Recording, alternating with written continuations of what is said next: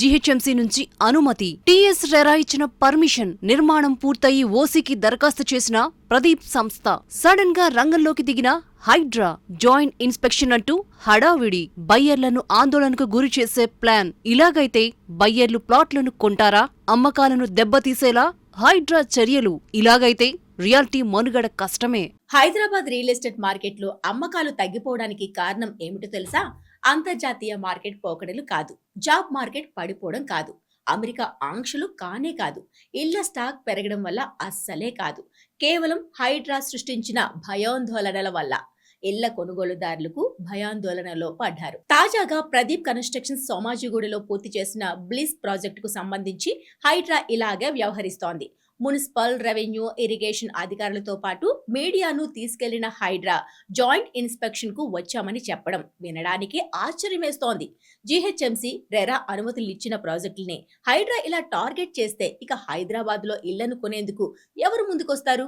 అనుమతులు తీసుకున్న ప్రాజెక్టులకు సంబంధించి హైడ్రా వ్యవహరిస్తున్న తీరు దేశవ్యాప్తంగా చర్చనీయాంశంగా మారింది. ప్రదీప్ కన్స్ట్రక్షన్ సోమాజిగూడలోని బ్లిస్ ప్రాజెక్టుకు సంబంధించిన వాస్తవాలపై రియల్ ఎస్టేట్ గురు అందిస్తున్న ప్రత్యేక కథనం మీకోసం. చెరువులు, కుంటలను రక్షించడంలో హైడ్రా చక్కటి పనితీరును కనబరుస్తుంది.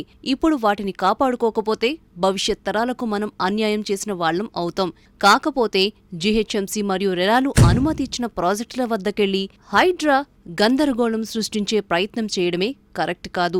బాజాబ్తా అన్ని అనుమతులు తీసుకుని నిర్మాణమంతా పూర్తయ్యాక ఇప్పుడు ఆ ప్రాజెక్ట్ ఎఫ్టీఎల్లో ఉందని చెప్పనట్లుగా మీడియా ముందు హైడ్రా చీఫ్ చెప్పడం దేనికి సంకేతం? అంటే ఆయన బిల్డర్ను భయపెడుతున్నాడా, లేక అందులో కొన్నవారిని భయపెడుతున్నారా? అసలు ఒక ఐపీఎస్ ఆఫీసర్ హోం బయ్యర్లను ఆందోళనకు గురిచేయడం ఎంతవరకు కరెక్ట్? ఇలాగైతే హైదరాబాద్లోని ఏ ప్రాజెక్టులోనైనా సొంతిల్లు కొనేందుకు బయ్యర్లు ఎందుకు ముందుకొస్తారు? ఏ ప్రాజెక్టులో ఎలాంటి లొసుగు ఉందోనని వెనకడుగు వేస్తారు కదా. ఆరంభం నుంచి హైడ్రా ఇలా వ్యవహరించడం వల్లే కదా భయాందోళనకు గురైన బయ్యర్లు ఫ్లాట్లను కొనడం నిలిపివేశారు. కొత్త ప్రాజెక్టుని మొదలుపెట్టడానికి చాలా మంది బిల్డర్లు ముందుకు రావట్లేదు. జీహెచ్ఎంసీ రెరా అనుమతి తీసుకుని నిర్మించిన ప్రదీప్ బ్లిస్ ప్రాజెక్టుకు సంబంధించి హైడ్రా వ్యవహరించిన తీరు వివాదాస్పదంగా మారుతోంది. వాస్తవానికి ప్రదీప్ సంస్థ 2008లోనే సోమాజిగూడలో అపార్ట్మెంట్స్ ను నిర్మించేందుకు అనుమతిని తీసుకుంది. అప్పటి జీహెచ్ఎంసీ అధికారులు ఈ సంస్థకు ఫీజు లెటర్ ను కూడా అందజేశారు. ఒకవేళ ఈ స్థలం నిజంగానే ఎఫ్టీఎల్ లో ఉంటే అప్పటి కాంగ్రెస్ ప్రభుత్వంలోనే జీహెచ్ఎంసీ ఇక్కడ అపార్ట్మెంట్స్ ను కట్టేందుకు ఫీజు లెటర్ ను ఎలా జారీ చేస్తుంది? ప్రస్తుతం సోమాజిగూడ బ్లిస్ ప్రాజెక్టుకు పూర్తి యజమాని ప్రదీప్ సంస్థ ఒక్కటే కాదు, ఇందులో 2 ల్యాండ్లార్డులు కూడా ఉన్నారు. వారి నుంచి డెవలప్మెంట్ అగ్రిమెంట్ తీసుకుని సహయజమాని అయిన ప్రదీప్ సంస్థ ఈ ప్రాజెక్టును 2018లో ప్రారంభించింది. వాస్తవానికి ఈ 2 సహయజమానుల నుంచి డెవలప్మెంట్ కి తీసుకోకముందే 2008లోనే, అంటే అప్పటి కాంగ్రెస్ ప్రభుత్వం హయాంలోనే తమ సంస్థలోనే అపార్ట్మెంట్ను కట్టేందుకు ప్రదీప్ సంస్థ జీహెచ్ఎంసీ నుంచి అనుమతి కోసం దరఖాస్తు చేసుకుంది. అప్పటి బిల్డింగ్ కమిటీ ఫీజు లెటర్ను కూడా జారీ చేసింది. ఒకవేళ ఈ స్థలం నిజంగానే ఎఫ్టీఎల్లో ఉంటే అప్పటి కాంగ్రెస్ ప్రభుత్వం ఎందుకు భవన నిర్మాణానికి అనుమతినిస్తుంది? మరి ఇప్పటి కాంగ్రెస్ ప్రభుత్వానికి హైడ్రాకు ఈ విషయం తెలియదా? ప్రదీప్ కన్స్ట్రక్షన్ 2018లో ప్రదీప్ బ్లిస్ అనే ప్రాజెక్టును నిర్మించేందుకు 2018లో అనుమతికి దరఖాస్తు చేసింది. ఆ స్థలం ఎఫ్టీఎల్లో ఉందా లేదా అని జీహెచ్ఎంసీకి డౌట్ వచ్చింది. ఇదే విషయాన్ని ప్రశ్నించగా అప్పట్లో, అంటే 2018లో హెచ్ఎండిఏ పరిధిలోని లేక్స్ కమిటీ సమాధానమిస్తూ అలాంటిదేం లేదని అప్పట్లోనే అధికారికంగా జవాబునిచ్చింది. దాన్ని ఆధారంగానే జీహెచ్ఎంసీ అనుమతిని మంజూరు చేసింది.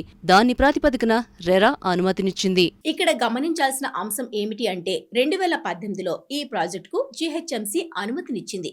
2023లో ఏర్పాటైన హుస్సేన్ సాగర్ లేక్స్ డివిజన్ 2023లో ప్రాథమిక నివేదికను విడుదల చేసింది. అది పూర్తిగా నోటిఫై కూడా కాలేదు. అది ఇచ్చిన ప్రిలిమినరీ నివేదిక ఆధారంగా 2026లో హైడ్రా జాయింట్ ఇన్స్పెక్షన్ చేయడానికి రావడమేంటి?